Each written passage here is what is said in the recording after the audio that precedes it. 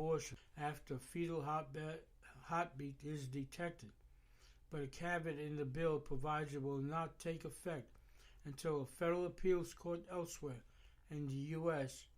upholds it, the Washington Examiner reports. And in Nigeria, Fulani militants continue to murder Christians with impunity. In their continued murderous onslaught against Christians, Fulani militants in Nigeria's Kaduna State killed a believer and abducted 5 others during an April 25th attack on a Baptist church in Manami Tassa village, the Morning Star News reports. And Religious Freedom Report, 14 nations are countries of particular concern. The United States Commission on International Religious Freedom published its 2021 annual report earlier this month, redesigning 10 nations as countries of particular concern and recommending the State Department that India, Russia, Syria, and Vietnam now be given the designation as well. And Pape churches urge UN to help end the attack. The West Pape Council of Churches urges the United Nations to help end a humanitarian tragedy in Indonesia's Papua region, where it says Indonesia's military killed Christian leaders.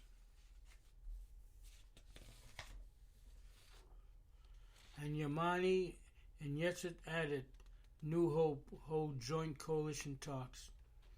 Negotiating teams from the SC Addit, Yamani, and New Hope factions met Thursday morning to discuss the terms for a possible alternative government. And Hamas slams Abbas's decision to delay Palestinian vote as a coup. The Palestinian Hamas movement on Thursday slammed Palestinian Authority President Abbas's decision on Thursday night to delay a long-awaited Palestinian vote, calling his move a coup. And many deaths in Israel as grandstand collapses at Jewish festival. Authorities say they fear dozens have died after a grandstand collapsed at a large gathering to celebrate the Lag BaOmer Jewish festival at Mount Meron. And in Nepal, Hindu extremists use false documents to discredit Christianity.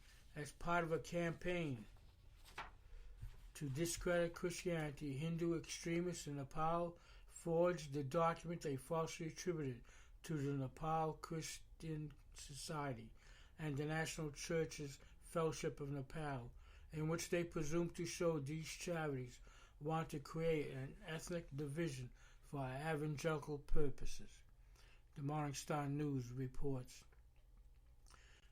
And in Laos, pastor released after a year in prison. Authorities in Laos have released a Christian pastor who was in prison for a year for holding church services without a permit.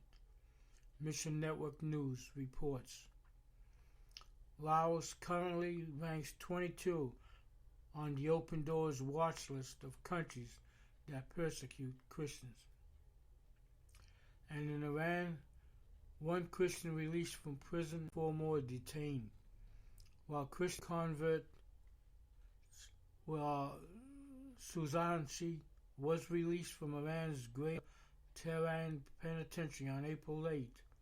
4 other Christians were arrested and detained by Iranian intelligence officials on April 19th, International Christian Persecution reports. Iran currently ranks 8 on the Open Doors watch list of countries where Christians are persecuted for their faith. And Muslim herdsmen killed dozens of Nigeria Christians. Dozens of Christians have been killed by hardline Muslim Fulani herdsmen in Nigeria's troubled north central Benue state, Christian survivors said. And India kills 22 million girl babies in sex selection abortions. Where are the feminists? India is killing its daughters.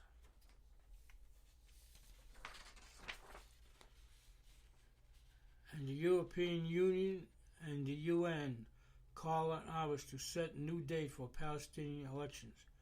The Palestinian Authority should set a new date for the Legislative Council elections, and Israel should allow Palestinians to cast their ballots in Jerusalem, the European Union and the United Nations said on Friday.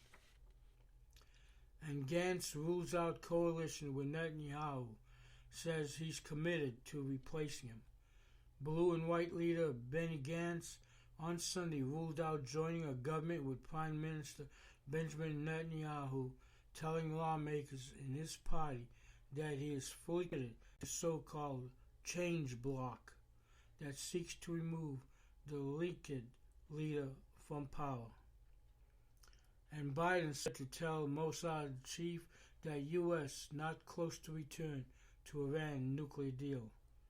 U.S. President Joe Biden reportedly told Mossad chief Yossi Cohen that the U.S. is not close to return to the nuclear deal with Iran, according to a news report on Sunday.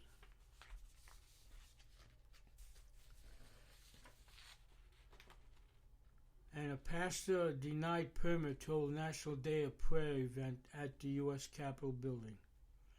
This year's National Day of Prayer event at the U.S. Capitol appears to have been canceled after one evangelical leader was denied a permit to hold a prayer gathering at the building. And Lubbock, Texas becomes the largest city in America to ban killing babies in abortion. Voters in Lubbock, Texas sent a strong message to the abortion industry on Saturday when they overwhelmingly approved the sanctuary for the unborn ordinance on the election ballot.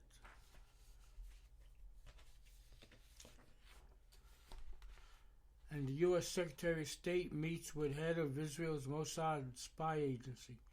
U.S. Secretary of State Antony Blinken has met with Yossi Cohen, the head of Israel's Mossad intelligence agency, for talks that center on Iran, the Associated Press reports. And Rivlin said set to ask to form a coalition. Won't give mandate to Bennett. President Reuven Rivlin will likely tap Yossi Adet, chairman of Yair Lapid, with forming the next government if Prime Minister Benjamin Netanyahu fails to do so by the Tuesday night deadline, but will likely not consider offering it to Yemeni leader Naftali Bennett, according to the Hebrew media reports. And U.S. children to receive the COVID vaccine despite side effects.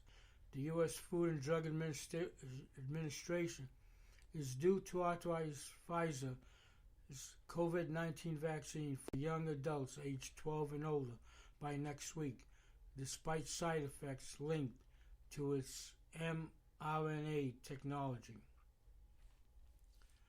And the FBI, the gun frenzy, now in 16th month as Biden seeks ban.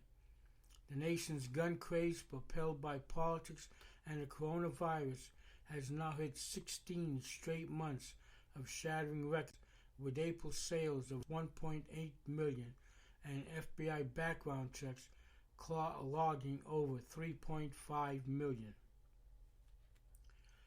And Nigerian troops rescue Christian schoolboy abducted by Fulani herdsmen. Government troops in Nigeria's Plateau State have rescued a boy who was one of 4 students kidnapped from their Christian mission school by Muslim Fulani herdsmen last month, Morningstar News reports. Kelvin Easy of King's School was rescued on April 30th. The other 3 had managed to escape the day before. And Christian man tortured by police in Pakistan held in custody. A Christian man in Pakistan was tortured by police into confessing to a false allegation of blasphemy and then illegally held in custody for 2 months before being presented to a judge, Morning Star News reports. Salamat Mansa Masih was arrested, tortured, and detained in Lahore after Muslims heard him reading the Bible in a park on February 3rd. And China government shuts down Bible apps and WeChat Christian accounts. As part of its ongoing campaign to suppress Christianity in China, the Chinese Communist government has now closed down Bible apps and Christian WeChat public accounts, International Christian Concern reports. And China detains over 100 Christian worshippers, including children. Chinese police have detained more than 100 Christians, including minors, for attending unauthorized worship and Christian education in southeastern China, several sources confirmed. And a study, trauma-informed Bible reading reduces depression, anxiety, and anger. A recent ABS Commission study by Baylor University researchers found that combining education about mental health, best practices, Bible reading can have a significant benefit. In their study, this reduced the symptoms of post-traumatic stress disorder and increased forgiveness, compassion, and a sense of purpose.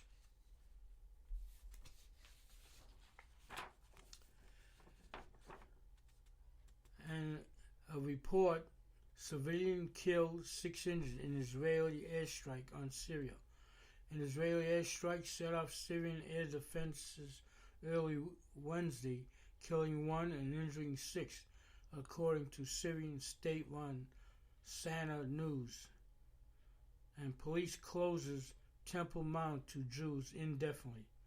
Israel police Tuesday banned Jewish visitors from visiting the Temple Mount until further notice as tensions rise in the old city of the Israeli capital. And Philippines Christian school leader arrested and detained in government crackdown on human rights.